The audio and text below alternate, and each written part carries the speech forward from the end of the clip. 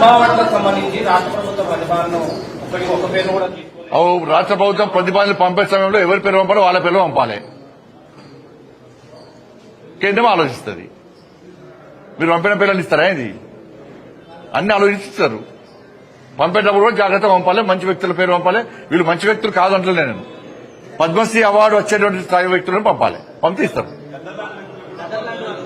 ఎట్టిస్తామన్నా? ఎట్టిస్తాం? గద్దరికి ఎట్టిస్తాం చెప్పండి. ఆయన భావాజాలం ఏంది?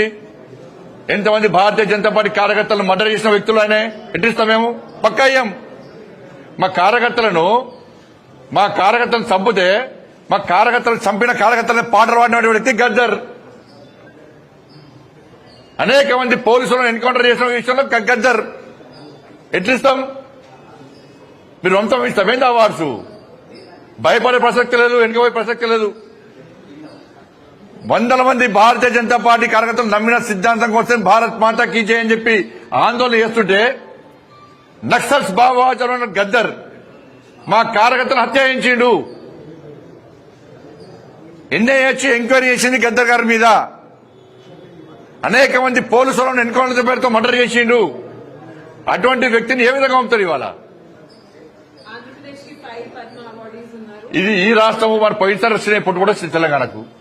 అప్పుడు ఏమన్నారు మరి? అప్పుడు ఈ రాష్ట్రము ఆ రాష్ట్రము, ఈ ప్రాంతము ఆ ప్రాంతం అని చెప్పి ఎటువంటి ఆలోచన ఉండదు.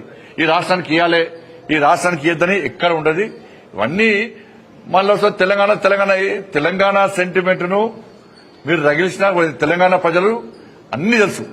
ఎవరు తెలంగాణ సెంటిమెంట్ తో లాభపడ్డారు, ఎవరు అమాయకులు బలైపోయారు, ఇవాళ ఎవరు లాభపడ్డారు, ఇలా ఎవరి వల్ల తెలంగాణ రాష్ట్రం అభివృద్ధి చెందుతున్నది, ఎవరు నిజమైన తెలంగాణ కోసం ఇవాళ బిల్లును ప్రవేశపెడితే సపోర్ట్ చేశారు, ఎవరి సపోర్ట్, ఏ పార్టీ సపోర్ట్ వల్ల తెలంగాణ రాష్ట్రం వచ్చింది, అన్ని తెలంగాణ ప్రజలు తెలిసి కాబట్టే ఇవాళ నరేంద్ర మోడీ గారి ప్రభుత్వానికి భారతీయ జనతా పార్టీకి తెలంగాణ ప్రజలు మద్దతు ఇస్తున్నారు. ధన్యవాదాలు.